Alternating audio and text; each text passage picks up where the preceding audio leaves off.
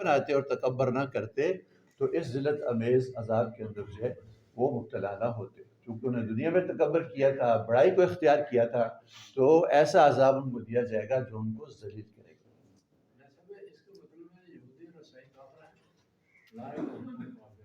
حق کا پکے کافر ہے،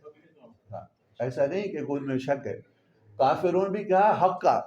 کہ پکے کافر ہیں، ان کے کفر کے اندر کوئی ذرا برابر بھی شک نہیں۔ والذین آمنوا باللہ ورسلہ ولم یفرقوا بین احد منہم اولئک سوف یؤتیہم اجورہم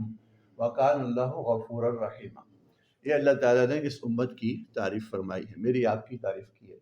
والذین آمنوا، اور وہ لوگ جو ایمان لائے، باللہ اللہ پر، ورسلہ اور اس کے رسولوں پر،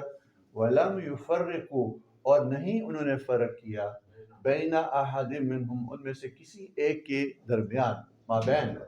اولئک یہی وہ لوگ ہیں، سوف عن قریب، یؤتیہم اللہ تعالیٰ عطا فرمائے گا ان کو، اجورہم ان کے اجر اور ثواب، ان کا انعام، وکان اللہ غفور الرحیم، اور اللہ تعالیٰ بہت معاف کرنے والے، بہت مہربان۔ تو گویا اس امت کی تعریف کی جا رہی ہے کہ یہ امت جو ہے ایسی ہے کہ آمنوا باللہ، کہ اللہ تعالیٰ پر ایمان رکھتے ہیں، وہ ساری خبریں جو اللہ تعالیٰ نے دی ہیں اپنی ذات کے بارے میں، صفات کے بارے میں، اسماء کے بارے میں، وہ سارے احکامات جو عطا کیے ہیں ان سب پر وہ ایمان لاتے ہیں۔ ورسلہ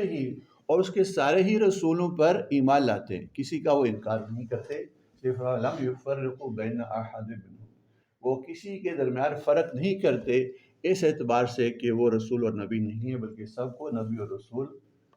مانتے ہیں، کسی میں فرق نہیں کرتے۔ تو یہی وہ ایمان ہے جو اللہ تعالیٰ کے ہاں معتبر، کہ جس میں اللہ تعالیٰ پہ ایسا ایمان کہ اللہ کی طرف سے آنے والی ساری خبروں کی تصدیق،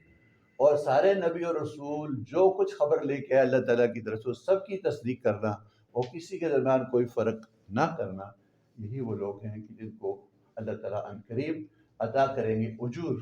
اجر و ثواب، انعام، یعنی ان کے ایمان پر،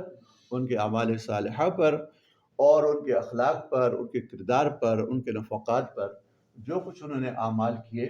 اس کا اجر و ثواب، اس کا انعام اللہ کو جلد عطا فرمائیں۔ وکان اللہ غفور رحیم، اللہ تعالیٰ غفور بھی ہیں اور رحیم بھی ہیں، گناہوں کو معاف کرتے ہیں اور اس کی پردہ پوشی کرتے ہیں، اور اتنا ہی نہیں کرتے بلکہ اپنی طرف سے بہت کچھ عطا بھی فرماتے ہیں۔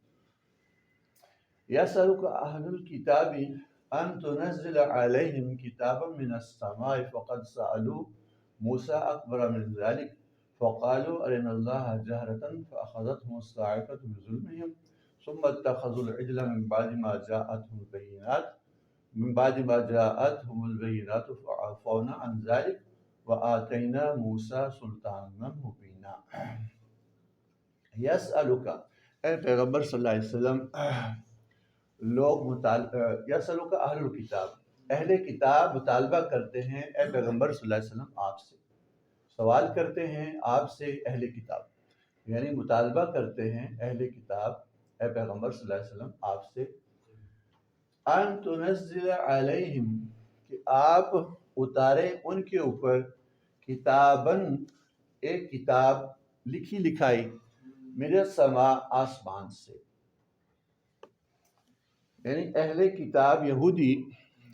ان کے علماء آپ صلی اللہ علیہ وسلم سے یہ کہتے ہیں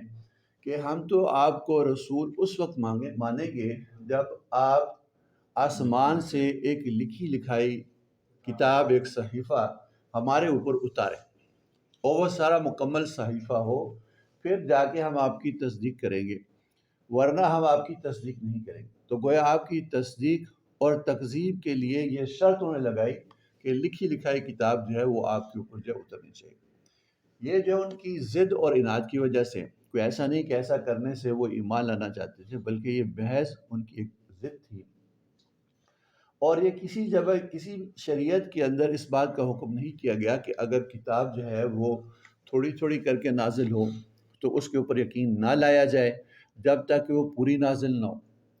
اور قرآن کریم کا تھوڑا تھوڑا نازل ہونا، اس کی جو ہے حکمت کیا ہے، یہ قرآن کریم میں دوسری جگہ پہ اللہ تعالیٰ نے بیان فرمائی کہ یہ تو آپ صلی اللہ علیہ وسلم کی عظمت ہے اور آپ کا شرف ہے کہ آپ کے اوپر کثرت سے ہم نے وحی کا نزول کیا، اور آپ کی زندگی کے اندر جو بھی مقامات، جو بھی حالات آئے، اس کے مطابق ہم نے آپ کی رہنمائی کی۔ اگر ایک ہی دفعہ میں کتاب لکھی لکھائی اتار دیتے تو وہ اس موقع اور مناسبت سے نہ ہوتی۔ تو یہ جو قرآن کریم ہے، اس کو ہم نے آپ کے اوپر ترتیل کے ساتھ جو ہے تلاوت کیا، جبرائیل علیہ السلام نے آپ کو سکھایا، اور آپ کی زندگی کے اندر، آپ کی سیرت کے اندر جو احوال آئے آپ کی زندگی میں، اس کے مطابق ہم نے آپ کی رہنمائی کی تاکہ آپ کے دل کو ہم مضبوط کریں۔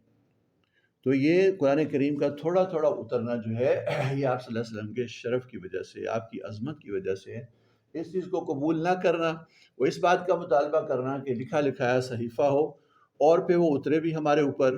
اور پھر آپ ہمیں جو ہے وہ کتاب دکھائیں تو ہم آپ کی تصدیق کریں گے، ورنہ آپ کی تکذیب کریں گے۔ تو یہ محض ان کا، یہودیوں کا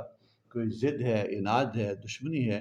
ورنہ وہ ہدایت کی طرف گار نہیں کہ ایسا ان کو ہو جائے۔ جیسے قرآن کریم میں دوسری جگہ ارشاد ہے کہ ایسا ہو بھی جائے اور اس صحیفے کو وہ اپنے ہاتھوں سے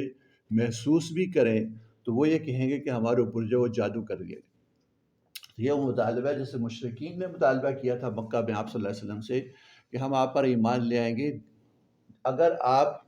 مکہ کو ایسا سرسبز و شاداب کر دیں جیسا کہ شام کے اندر جو ہے باغات ہیں، تو ایسی سرسبزی اور شادابی جو ہے وہ مکہ میں جو پہاڑی علاقے ہیں وہاں بھی آ جائے، تو اور پھر نہریں جاری ہو جائیں اور چشمے جو ہے وہ پھوٹنے لگ جائیں، تو پھر ہم آپ کے اوپر ایمان لائیں گے۔ تو آپ صلی اللہ علیہ وسلم نے ارشاد فرمایا کہ سبحان اللہ، میں تو اللہ تعالیٰ کا بندہ اور رسول ہوں، اور جو اللہ تعالیٰ میرے ہاتھ میں جیسے معجزات جو ہے وہ ظاہر کرنا چاہیں گے وہ تو ظاہر ہوں گے، لیکن میں اپنے ارادے سے چاہوں کہ تمہیں تمہارے فرمائشی معجزے جو وہ دکھا دوں تو یہ ہرگز میرے اختیار کے اندر نہیں ہے۔ تو جو ضد اور اناد کے لیے مشرکین نے بھی مطالبہ کیا، یہودیوں نے بھی یہ مطالبہ کیا، تو آگے یہ فرمایا جا رہا ہے فَقَدْ سَأَلُوا، تو تحقیق وہ مطالبہ کر چکے ہیں، وہ سوال کر چکے ہیں، یعنی وہ مانگ چکے ہیں، مطالبہ کر چکے ہیں موسیٰ علیہ السلام سے اکبر من ذالک، اس سے بھی بڑی بات کا، یعنی آپ سے تو کتاب مانگ رہے ہیں۔ موسیٰ علیہ السلام نے تو کتاب ان کو دی، تورات، اس کے بعد انہوں نے کہا کہ کتاب تو ہمیں مل گئی ہے لیکن کیا پتا کہ یہ اللہ کی طرف سے ہے، کتاب کا نہیں ہے، آپ اللہ تعالیٰ سے کو دکھائیے، ہمیں واضح طور سے دکھائیے، اور وہ خود ہمیں کہے کہ کتاب میری کتاب ہے تو ہم ایمان لے کے آئے۔ تو فقد سالو، تو تحقیق وہ مطالبہ کر چکے ہیں موسیٰ علیہ السلام